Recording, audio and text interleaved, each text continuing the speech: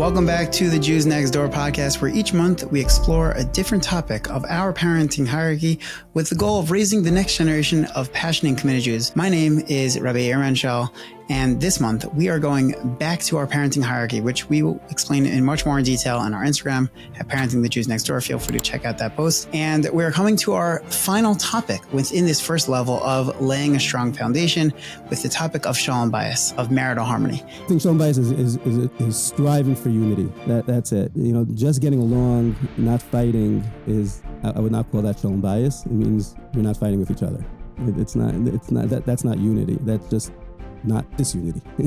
This episode kicks off this topic with the basics as we address what the ideal goal of Shalom Bayis is and how that relates to parenting with Rabbi David Rosman, who is the director of Yeshivat HaTorah and the author of Your Wife, Yourself, A Husband's Guide to Shalom Bayis. Without further ado, enjoy the episode.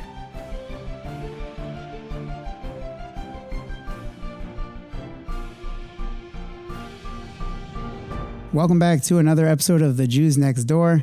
We have the pleasure of talking this week with Rav David Rosman, who is the director of the Yeshivas of Aish HaTorah and the Old City of Yerushalayim. He lectures internationally on marriage and other relationships. And Rav Rosman is the author of Your Wife, Yourself, and Torah Connections, Reaching Your Potential Through the Parsha. And it's really such an absolute pleasure to have you here to talk about Shalom Bayis and how the effects of that on parenting, and really one of the leaders of our door to be able to speaking about raising the Jews Next Door. So thank you so much. Thank you so much for having me here. Really appreciate you taking the time out of your trip here. You know, it's I know it's hard. So I guess, you know, before we even dive fully into the topic 100%, how did you get involved in, how did you come to writing a sefer on this? How did you get involved in this in the first place? Okay, so it's actually quite interesting. Definitely was not the plan originally. I was teaching a Gemara shir in Aish HaTorah. And because the nature of the students back then, 18 years ago, the students some of them were even older than me. And and they were just getting married. I'd been married a little longer than them. And as they saw me as their teacher, they started to ask me questions about marriage. I'm like, well, I'm the wrong guy for this. This is so crazy. And they started asking me questions, and I started either referring them to other people or trying to answer them myself and seeking guidance myself.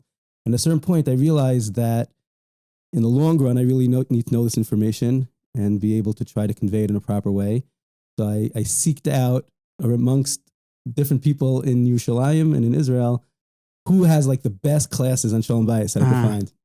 And someone referred me to Rav Yaakov Friedman, the Rosh Yeshiva in Beitar. Yeah. Wow. And they said he gives a class individually to every single one of his students before he gets married. Oh, wow. And they said, he's not going to give it to you because you're already married. But I said, well, I'm going to try. So I went to meet with him. I begged him, basically, can you please give me the classes? And he gave it to me, even though it was normally given to people before they get married. Is that Rav Yaakov Friedman of, what's the name? Does he have a sefer on Chinuch? Or is that different Rav Yaakov Friedman? No, it's a different person. So he gave me these classes, and I was literally blown away. And they were so simple, but it was so organized and categorized, and everything just fell into place. It was great. I almost regretted that I hadn't heard that before I got married. Right. So I made it my business. I'm going to start teaching this class. So I started giving a class in Aish HaTorah to boys that weren't married yet, based on what ultimately it's supposed to be like. Right. How do we start preparing? Sure. Someone once said to me, there's a custom to have a chassan shmooze right before you get married. And he said, really your chassan shmooze should start when you're 3 years old. And there's so much work that has to get done. Right. You can't wake up the week before your wedding and start to learn how to be a good husband. Right. So I started giving this class, and as the classes started developing, people asked me more and more questions, and I had to start researching and talking to many professionals and starting to understand the topics more and more. And then finally I said, I just got to put this down to paper. I have to put it out. Wow. And the goal was to try to condense a lot of information to make it as simple as possible. But that's just brought me to this place. And I feel that a lot of people need this, basics even, just to really understand and to appreciate our marriages. For sure. We have to invest a lot into it. 100%. You mentioned just now that you can't wake up you have to, it's got to start when you're even 3 years old. Why do you think that is? What is that? Most of what you need to know to have a good marriage is a lot of midos, character development, understanding other people, understanding how to relate to people, how to understand other people, how to deal with people in different situations. That takes a lot of growth and development and working on yourself for long periods of time. So I could see maybe how we already are starting to make a connection between Shalom Bayis and parenting. Oh, for sure. The best way to learn this is at home from your parents. Right. And parents don't even realize that the level of the influence that they're giving over to their children throughout those formative years. Right, totally. So before we even get into that, so I guess first things first, what is your definition of Shalom Bayis? Like, what does that mean? What's your definition of a healthy relationship? Okay, so I think there are two levels. Most people, I think, define Shalom Bayis as a harmonious home where there's no fighting, it's serene, tranquil, peaceful. I think there's a lot more than that. There's actually a book, a New York Times bestseller, The 7 Principles of Making Marriage Work, written by John Mordechai Gottman, in the middle. He's actually Jewish. It's a phenomenal book. I read it a couple of times, and as I was reading, there's always one thing that was bothering me but I couldn't figure out what it was.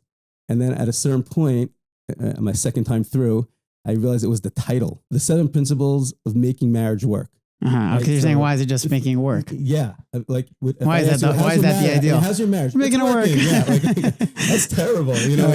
So they obviously, with marketing geniuses, they realize that most of the world, that's what they need. That's to what hear. they want, need to figure out how to make it work. So that's one level for sure. But really, we're shooting for something way higher than that. Like we say, Oseh Shalom Bimromav, that Hashem makes shalom in the heavens with the angels. What does that mean? They're not fighting, right? There's no disagreements. There's no difficulties over there. Interesting. So the idea is that it means unity.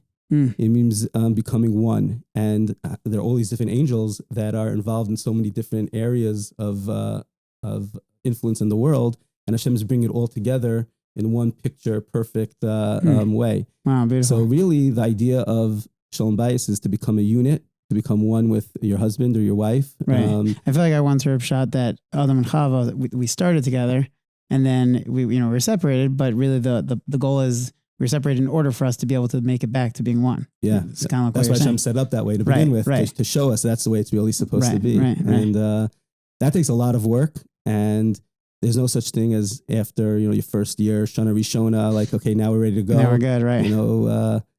Rashi says that, quotes the Gemara in Bava Metzia, that when the angels came to visit Avram Avinu, they said, Aye Sarah Ishtecha, where's your wife Sarah? And he answered, Hinei ba'ohel. She's back in the tent. She's private. She's sanua. She's preparing for the amazing hundreds and thousands of guests that Avram and Sarah used to have.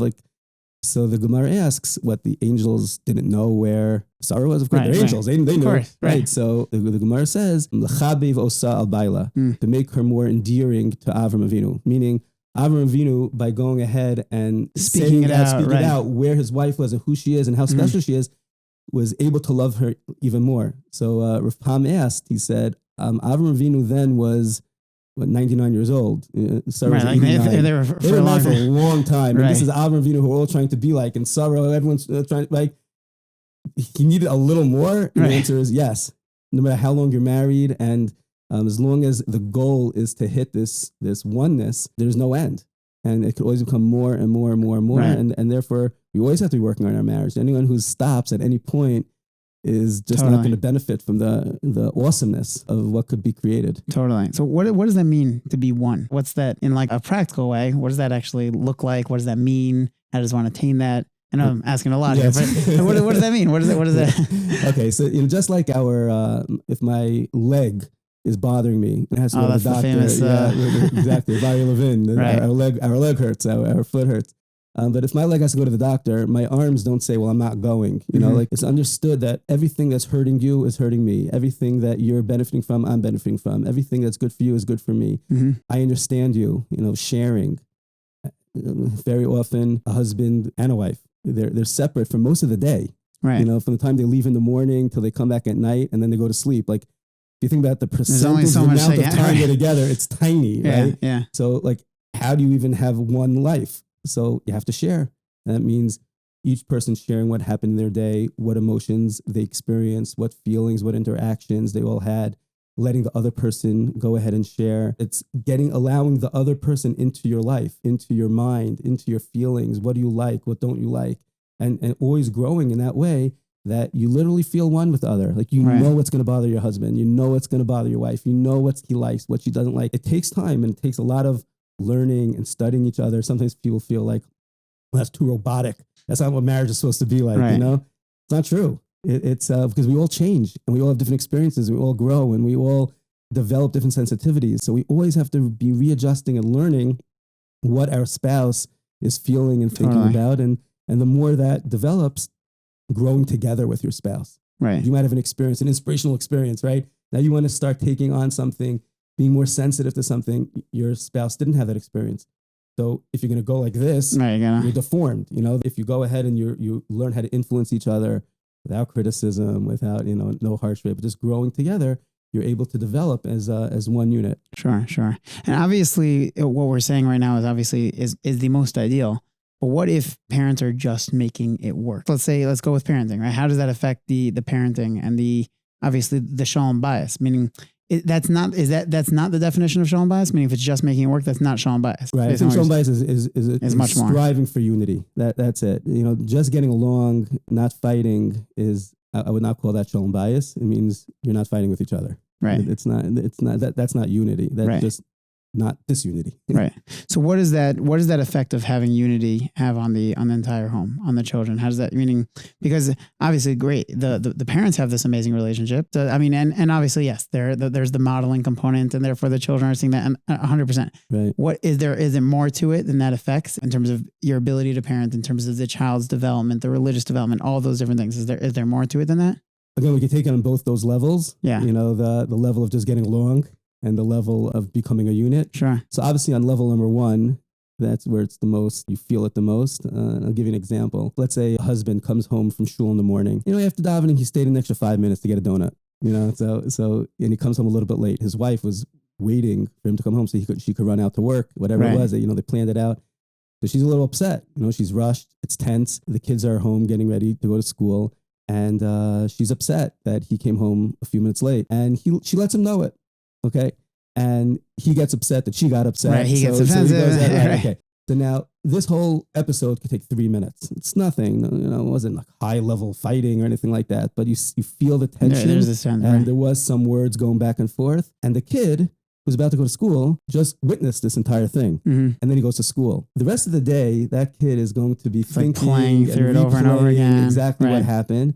And it causes a certain lack of ability for that child to succeed even in school, right? Wow. So the environment, the calm, serene environment that the parents could allow in a home has a major, major effect on a child. I always like, even Ezra says something amazing in the beginning of Shmos. He says that the reason Hashem set it up that Moshe Rabbeinu would grow up in a palace with Pharaoh was that he could experience royalty so that in the future he'd be able to feel a certain, being distinguished, that he could navigate all the challenges that the Jewish people were going to throw at him. Right. Yeah, it's fascinating. We don't appreciate, I don't think, enough that the ambiance and the environment that we set in the home has major, major effects. So obviously if there's, we'll call it, a lack of level one of the Shalom Bayis that you're saying just the getting along. Just the getting along and things like that, that creates a tremendous difficulty for a child to succeed in every area of his life.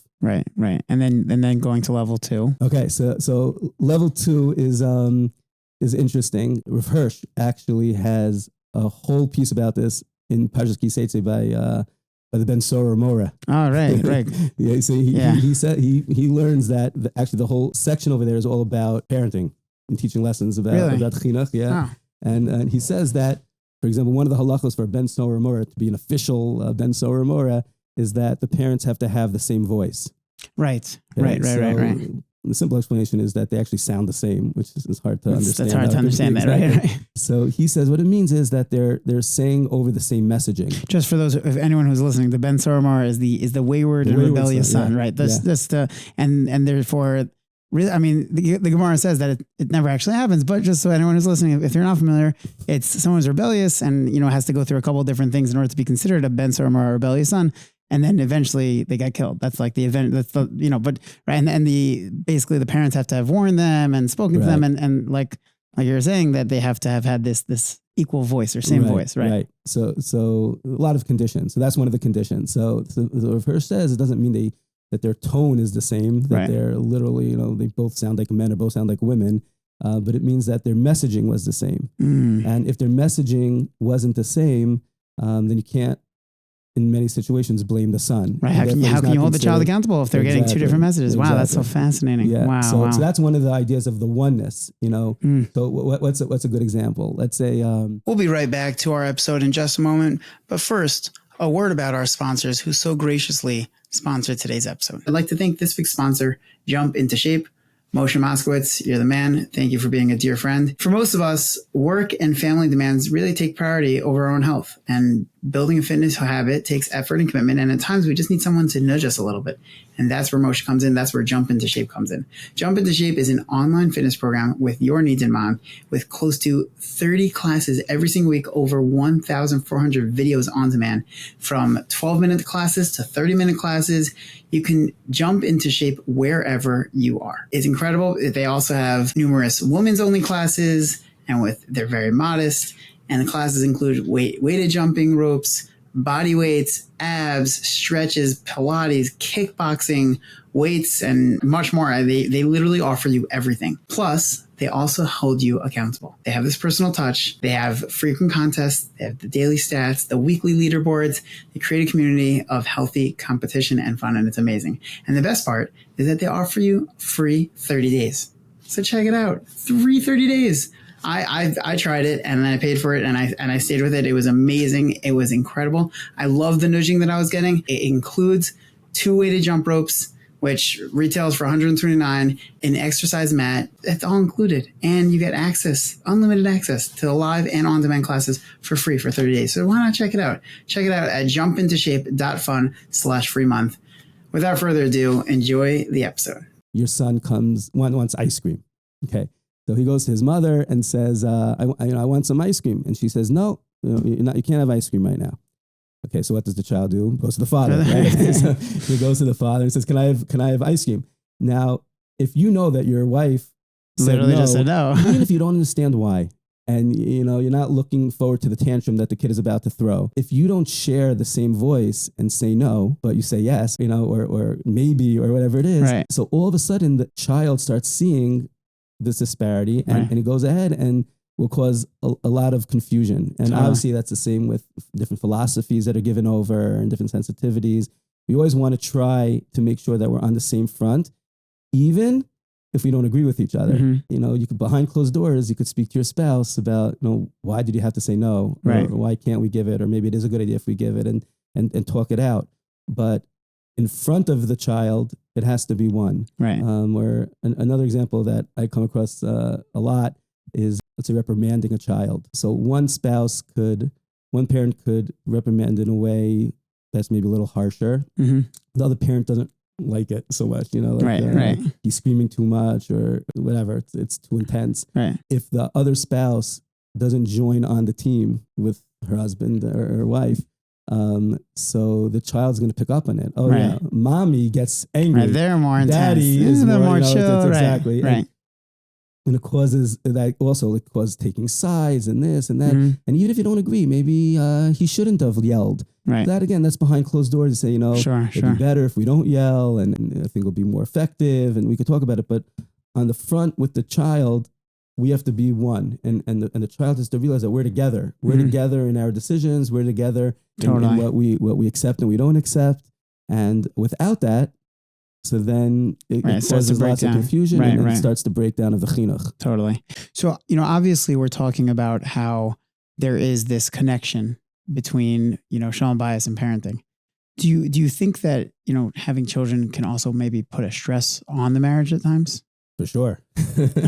But in a way that almost everything puts a stress on a marriage. Mm-hmm. Going back to what we spoke about earlier, like why you have to start when you're 3 years old to prepare for marriage. Right. Marriage brings tremendous amounts of challenges.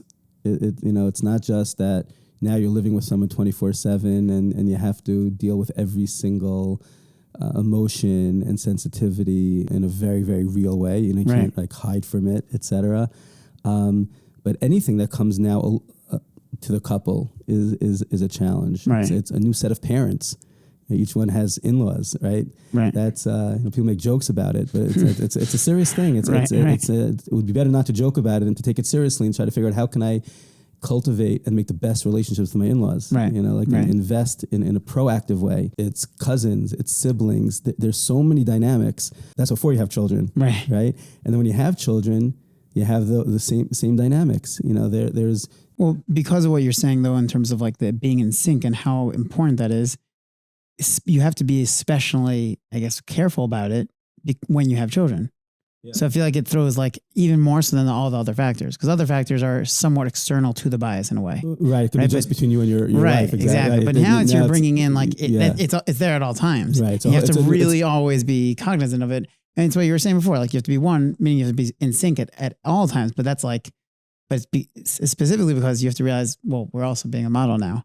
And whatever we say and however we interact at every single given moment is like, that's magnified. It's a big deal. Yeah. Rav Kamenetsky writes that the word mashpia, the influence, comes from the word shefa. From the word shipua. Oh, interesting. Like a slope, right? So he explains because just like the water on the roof, on the incline just goes automatically. Like once it's up there, it just goes all the way down. So any influence that we have is just happening automatically. Mm-hmm. Our kids, they pick up on the smallest literally nuance of every single thing that we do. It's so it requires a parent to like step it up in a very, very big way. Totally. And surely with their spouses, because if they feel that there's a little bit of tension, they feel it. They know what's going on.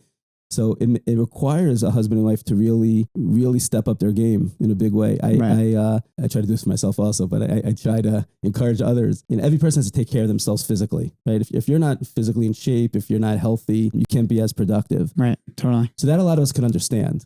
And if I don't get enough sleep, I'm not going to be able to go to work tomorrow. I'm not going to be happy, etc.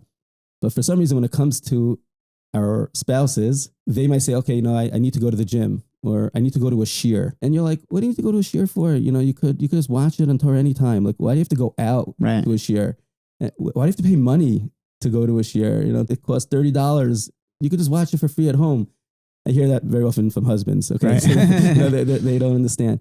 But they have to realize if the wife is saying that for her just well-being, she needs to get out. She needs to be with friends. She needs to be physical. She needs to just be out there and do things for her own happiness. Forget about for a second, you should do it just for her anyway. Let's take that aside. Let's think, a lot of men think in a business fashion, So you're investing in your wife, that's going to pour over to your children. Right. If you go ahead and allow them to be physically healthy and be emotionally sound and healthy in their minds, so they're going to give over a whole different vibe and a whole different energy to your children. Totally. So like if you think about it like that, again, forget about just you should do it for your wife. Such a deeper way of looking at it though. Yeah. It's a big deal. And we have to realize that our state of mind and our well-being is going to have a major influence, and it has to do with love also.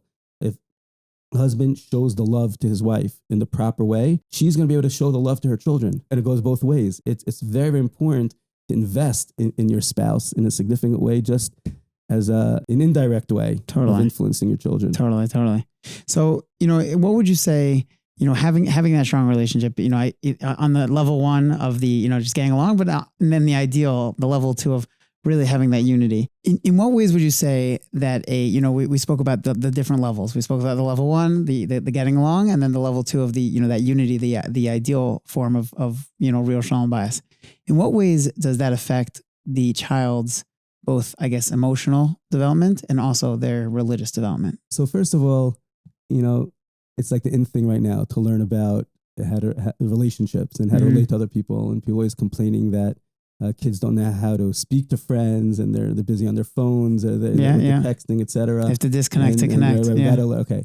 There's a very basic chinuch education that could be given just from watching a parent speak to his wife. Mm-hmm. I'll give you an example. There's a famous story which I never would say over because I couldn't relate to it. Mm-hmm. Just to be honest, that Shalom Zalman Auerbach at his wife's funeral. There were thousands and thousands and thousands of people there, and he got up there and he said, it's customary to ask for forgiveness from the deceased, but I have nothing to ask forgiveness for because we did everything according to halacha. So it's an amazing thing. I don't like telling stories that people like say, well, that's not for me. It's okay. But then I heard a part two to the story which totally changed my perspective on everything. Okay. So there was this I've never heard. I've heard that though. But okay, this is okay. Part 2 is as follows. Shalom Zalman had a student in his yeshiva. He was Rosh Yeshiva, and he had spoken to this student before he got married. And 6 months after the wedding, he went to the student and said, "So how's your Shalom Bayis?" So he said, "Oh, it's amazing." He said, "We haven't had one disagreement. We see eye to eye in everything. Everything is perfect." So Shalom Zalman asked him. He said, "Did you get divorced?" So the boy looks at him like, "Huh?" He's like, "No, I just told you everything's amazing. No disagreements. Everything is perfect. Everything's awesome." So he asked again. He said, "Did you get divorced?"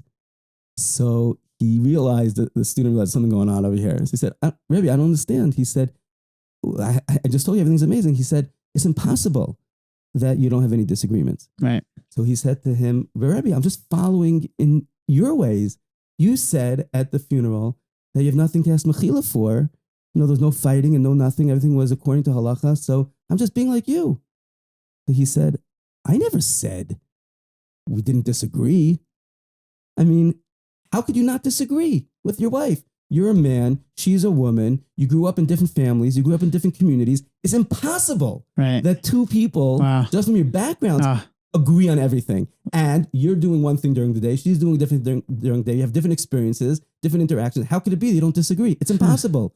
What I said was that when we disagreed, and we disagreed plenty, we never disagreed in an inappropriate way. Never ignored each other. That's amazing. Never yelled at each other. It's an important postscript. Why is that not? This is a mitzvah of fire, so the whole world has to hear this. It's like it's so that's the difference. You should disagree. And he said, if you don't disagree, that's why he said maybe your wife, you got divorced. He said, if you don't disagree, that means your wife, he's talking to a man, your wife is not sharing. She's too scared to tell you what she really thinks. Right. So you've shut her up. You've closed her. Right. And therefore there's no relationship going on because there's no sharing. So you have to disagree. A lot of times, and I find with my students, the second there's like a little bit of a conflict, so they run away. Right. They say, "Oh, if I have to move out of my room, I can't stay in the room. I have to switch my class. I can't." Right. The greatest way for them to learn how to disagree in a healthy, Torah-dick way is if they see their father has they're sitting at the Shabbos table, the father says something, the mother says something, they disagree, and they say, "Wow, that, I hear what you're saying. That makes so much sense." Right. And if they really see a standstill, say, "Okay, maybe we'll go talk to someone to find out how can we resolve this." Healthy conflict resolution. Yeah, that's amazing. We don't teach in school conflict resolution, right? No. So where are you supposed to get it from? Yeah. But if you see it in your parents, it's huge. Totally. I'll never forget when one of my friends, a long time ago when we were in the dating stages, one of my friends was, he's like, "We just had our first fight. I don't think that this is going to continue. Like, clearly we're not meant for each other. We had this is a big fight." I said, "Okay." And I was already married. I'm like, I'm not saying full disclaimer, I am not perfect at all. But I said, I'm like, "And like, that's obvious. Like, of course you're going to have a disagreement." And he's like, "What are you talking about?" He's like, "You can't be Shalom Bayis." And I said, No.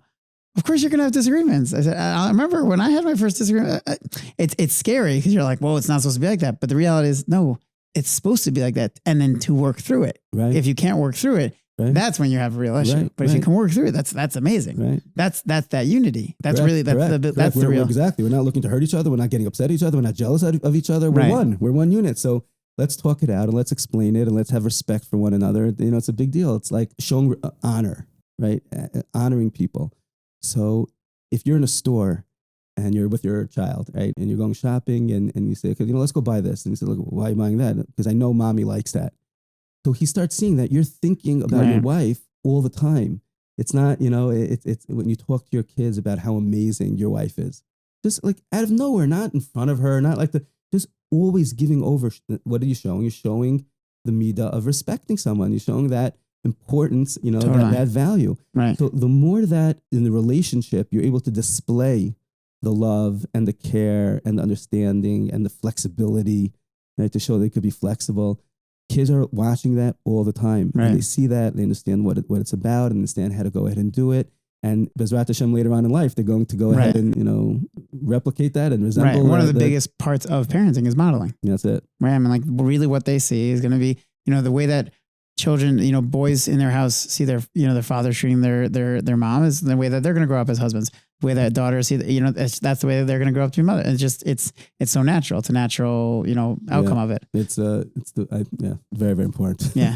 In terms of religious development, what would you say in terms of that? So the same thing, I think no one ever wants to just be like on the same plane religiously. What do you mean? Healthy. You always have to be growing. You always have to be growing. Well, how do parents give that over to children to really? So if the parents themselves are growing and they're developing, if I say Dvar Torah at the Shabbos table and my wife's like, wow, that was amazing, right? So what do they see? They see a certain simcha in Torah. Mm-hmm. They see a certain excitement. If a mother comes home from a shiur, says, well, I got to share with you something that I just learned, right? So the child sees that there's this excitement for growth. There's an excitement for these values. And that doesn't just give over an excitement for Torah as opposed to growth, meaning. So I think that when they see, when people are excited about things and they're going to do more, etc., that's part of growth. Right. So they're seeing their parents like, what do you mean? You're 40 years old, you're 50 years old. Like, why are you still going to learn? Why are you still going to this? Well, it's so important to me. I'm trying to accomplish more. Totally. If one of the parents, if the father makes a siyum, let's say, on a Masechta, and the mother goes out of her way to try to make it like it's so special. Like it just shows like this is something that we're doing together. This is something we're pushing. At the end of a long day of work, you're tired, it's difficult, and your wife says, "But I still want you to go to learn. It's very important for me." Right. So they see that there's growth, or you learn a new halacha. And they say, okay, I just learned this halacha. I never realized. I want to start to integrate this into my home. What you finished yeshiva 20 years ago. There's a new halacha. Or you come home and you say, I was talking to my rebbe.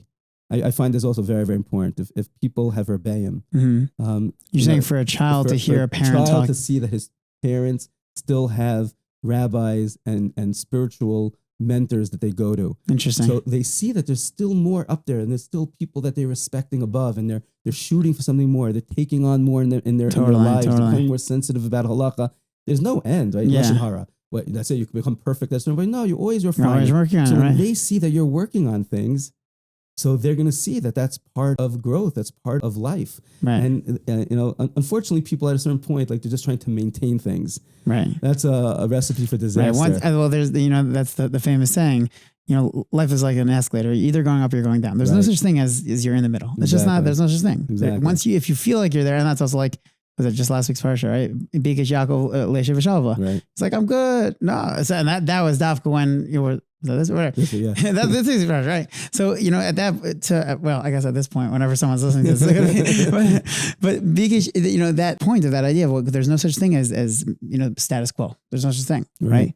So and parents sometimes don't realize that it's important for them to articulate their different things that they're growing in. How do parents get used to that more? Because I hear that. It's hard for it. It also feels weird. It feels like a little sometimes maybe feel vulnerable or maybe sometimes guyvidic or if they are more humble by nature, it's like it's weird to like talk about like, oh, I'm doing this, or I'm trying to take on a new halacha, or I'm learning this and this. Like it's a little weird to bring that up. So how does every person has to do what's they're comfortable with. I personally like to tell stories about, I'll read a Pesach Korn story, Pesach Korn story, and then I'll say like, wow, that's really important. I really got to do that a little bit also, interesting. And, cool. If I feel like I haven't been doing enough Bikur Cholim, right? So then I'll say something, I got to figure out like who I could help, this is like at like a Shabbos table? Yeah, I'll sit at a Shabbos table. I'll say it around, if I'm in the car with some of my kids, I'll say, I got to tell you a story I just heard, and I'll try to share it, and I'll try to show that I would like to take that on in some way. That's so cool. Parents, they can't assume, we were saying before that it almost happens automatically, like you said, like modeling, right? Yeah. But you can't assume that that's the only way it's going to go over. Mm-hmm. So it is important to mentally think about how I could give over a message and how I could try to integrate it into my home. 100%. That's a very important point. Going, I guess, on the, we just talk about like how it affects in a positive way, the religious development, the emotional development. What about, on the flip side, when you don't have that Shalom Bayis? Either, obviously, I guess now we broke it into two levels, right? So there's the unity and then there's the level one. So I guess like really to talk about both of those, how does that affect in a negative, way when you don't have, I guess first of all, level two, right? If you don't have that level two, then what's that going to lead to in terms of the emotional development and also religious development? Because when you're dealing with the level two, so that's like the idealist form, but you're still getting along. So is that going to then affect the emotional and religious development the same way, or is that more so only within level 1 that's going to affect the? I think even in that higher level of the oneness, they're not seeing what a real relationship is. Interesting. You know, they're not seeing what it could be. Mm-hmm.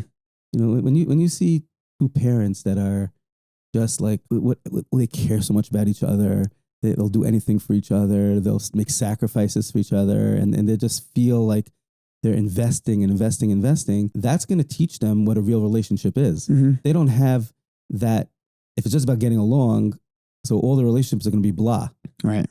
So I think that, again, they might have fight because they saw the level 1, right. but they're not going to have. It's also not going to be much of an emotional connection. So it's just going to be it's more of like a business partnership at that point than, Correct. You know, I like to say marriage isn't a partnership; it's a merger. It's trying. There's a book I think called "Not a Partnership." Oh, really? Yeah. Oh, cool. There's a marriage book. I actually had him on my other podcast. Really? Yeah, I had him on. Is Rabbi Dr. Yosef Lin? He has a whole thing of like marriage is not a partnership. Wow. Don't look at it that way. And he has a whole thing on it. Wow. Yeah. Yeah, it's a merger. You know, it's like right. It's like a whole different. We're not just business partners and figuring it out and navigating our lives. Right, totally. And then in terms of the religious development, how would that? I think it's the same thing. You know, religion is very much part of our fiber. You know, it's not two separate things with our lives. And the more they see that the parents are one and have religious goals and no, I'm saying more so in the negative this way, meaning so in the negative component, like if it's not a great Shalom Bayis, either on the level 1 or the level 2. How would that affect one's, the child's religious development? Okay. So it plays out in many different ways. One of the ways that I've seen it is that when they see things not going in different directions, the mother's one way, the father's one way, they're not in sync, they're not growing together, sure. they're not one.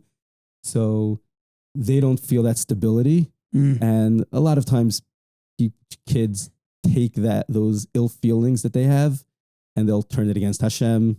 Interesting. You know, why do I have to be in a home that's so confusing? You know, why would that be? Why would I know I've heard the idea before where that the parents are the model for the relationship with Hashem. So I understand that. Is that the reason? Meaning that therefore a child's then going to automatically say like, oh, if this is how my parents are treating me, and that's like my level, my figure of someone who's taking care of me and providing for me in that way. So therefore, maybe that's the way I can't relate to Hashem either. Is that what it is, or it's either deeper than that or more simple than that, or their value system is based on what they learned from their parents. When they see that there are things in their parents that are inconsistent, like an unhealthy relationship. Let's go extreme for a second. Okay. They hear yelling. They see they could tell that there's something going on over here. So they're not going to respect their parents. Mm-hmm. So if they're not going to respect their parents, they're not going to respect their values. If children are experiencing a house where there's a lot of yelling, they're not going to respect their parents? Usually or is it that they're not going to respect the parents, or that they're going to feel the tension? They'll feel the tension to resent their parents. They'd rather be in someone else's house where there's no yelling. Right. Okay. I hear that. Okay. So they're at a certain point, the parent is not going to be their model. Mm-hmm. Now, again, at the age of 6 and 7, they may not be able to articulate that. At the age of 14 and 15, they can. Right. Can a lack of Shalom Bayis affect the religious development in a negative way? So it definitely can. It's not automatic, but I think a child, as he's growing up, is, especially when he's very young, is modeling almost all of his value system, everything that he feels right, based on what he's seen by his parents. Mm-hmm. Right? His parents' feelings towards money, towards the Shabbos table, towards anything, right? Right. Okay. Right. So they're looking up to their parents, and if they see that there's all of a sudden a lack of Shalom Bayis, they see yelling, they see different things that are going on in the house, all of a sudden they start to realize, like, is this the person that I really want to be like? Mm-hmm. Do I really want to model myself after my father, after my mother? And if their religious values is based on modeling after their parents, and all of a sudden their parents aren't that great person in their eyes, that will start chipping away at a lot of their values. Right. And you find that kids that rebel, et cetera, whatever it is, sometimes, not always, but sometimes it's based on that. Right. Totally. So I guess, we've been talking a lot about it, but what would you say are the most fundamental things that one should keep in mind in order to build the Shalom Bayis? I guess, within this context of parenting, but just, also bichlal in general, in order to build that Shalom Bayis. And I guess give us over everything you learned in those amazing classes by Rabbi Yaakov Friedman. And here we go in a couple minutes. 5 minutes, okay. Exactly. Okay. The bottom line is, I think it's that we cannot forget that no matter how long you're married and no matter what stage in life you are, like I said earlier about Avram Avinu, we have to be investing in our marriages. Right. When at one point I was in the mirror, there was a chabura that they said started from Chaim Shmulevitz.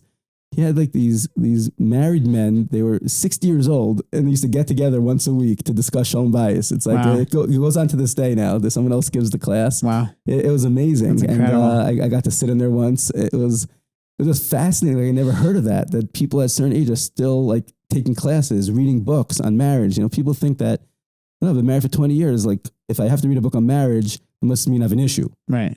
No, it means that you're normal and you want to just make things better. Right. You always want to. And you're growth oriented. That's it. It's a great thing. It's so beautiful. And I think that at every stage of life, we have to be learning about Shalom Bayis and thinking about our spouses, and spouses' needs change drastically from before giving birth to being pregnant to afterwards to when you have. Baruch Hashem, my daughter just got married this past summer. My oldest child, yeah. It was a whole new level of things that I had to work through. Like I never, no one told me about it. It was Baruch Hashem was amazing. It was for a great thing, but it was a whole new set of dynamics that I had to learn and work together with my wife on. Totally. So we're going to get thrown things all throughout our lives. Bezrat Hashem, that's part of the greatness of marriage. The challenges that come along and overcoming them and working together with someone is the most beautiful thing in the world. It just makes you come closer and closer and closer.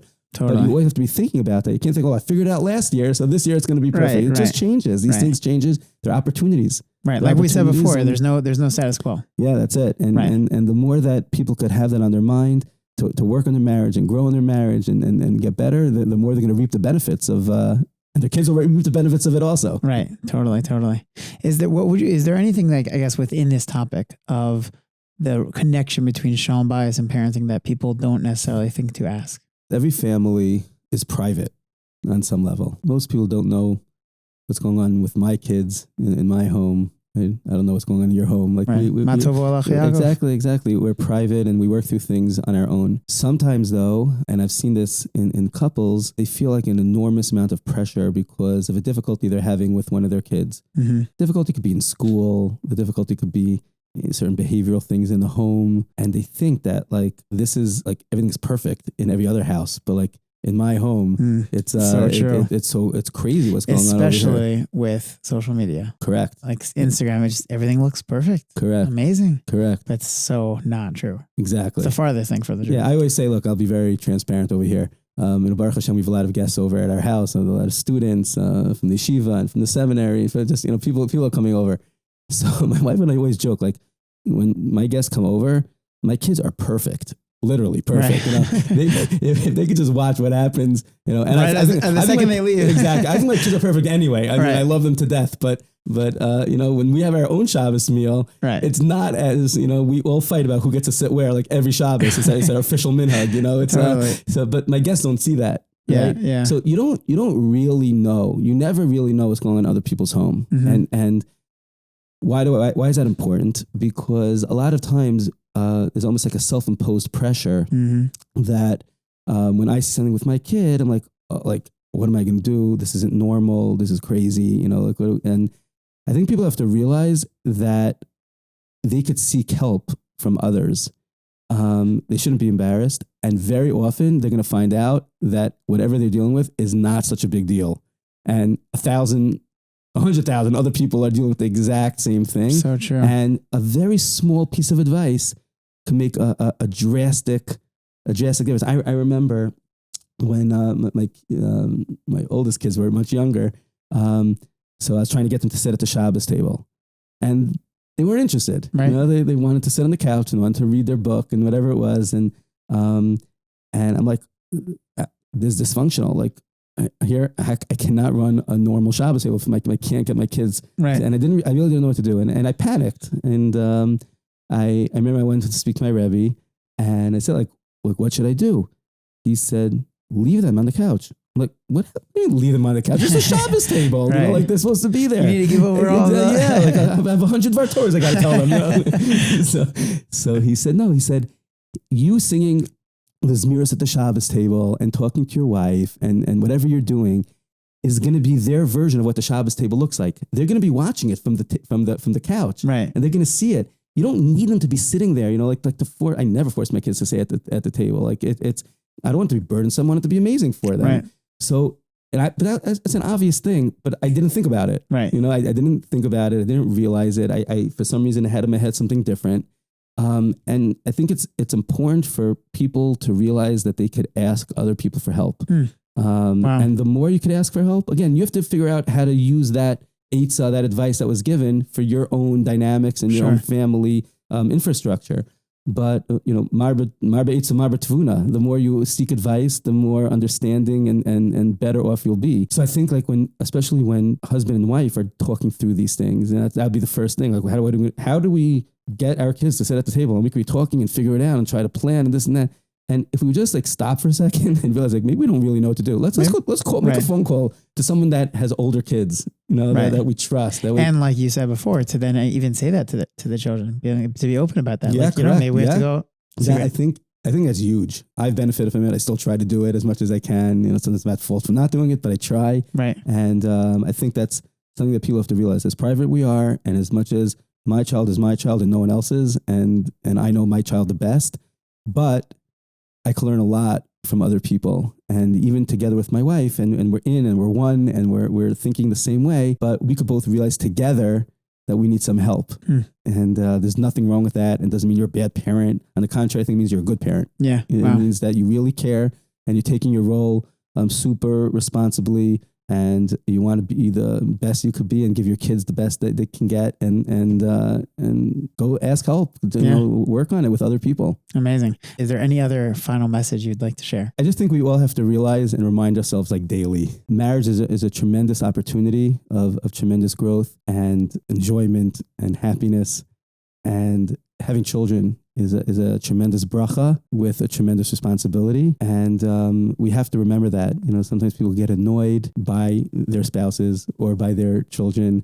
And we have to constantly remind ourselves about how amazing it is and how much it's an opportunity, and count our blessings and try to stay positive and ahead of the game, so that when challenges do come by or difficulties come by, we have the strength and the energy to be able to just build it and invest in it and allow it to be to continue to grow and be amazing. Awesome. What a great perspective. What an amazing way to end off. Thank you so much. Thank you so much for having me. Really, so much really, incredible wisdom here. And wow, really a major thank you. Really a huge yeshiva koach. Thank you. Continued hatzlacha. Amen. Amen. Thank you so much for tuning in to another episode of the Jews Next Door. I hope you enjoyed as much as I did. I'd love to hear your takeaways. Reach out to us. Reach out to me at yair@jenaleph.org, hi@jenaleph.org. You can check us out on the website. You could leave a question there. We'd love to be in touch. Please be in touch. Check us out on Instagram at Parenting the Jews Next Door. Hit me up on Twitter at yair_menshel. And we're on TikTok now too, Parenting the Jews Next Door. So you want to check us out. We have some great content. A lot of really great insights into parenting, tips, parenting pointers, reaction videos, and quotes. We have a lot going on. We have a lot of articles. You want to check it out. Check it out at jenaleph.org. You won't be sorry you did. And I look forward to hearing from you. And if you haven't yet subscribed to the podcast, make sure you subscribe and share it with your family and friends. Looking forward to another great episode next week.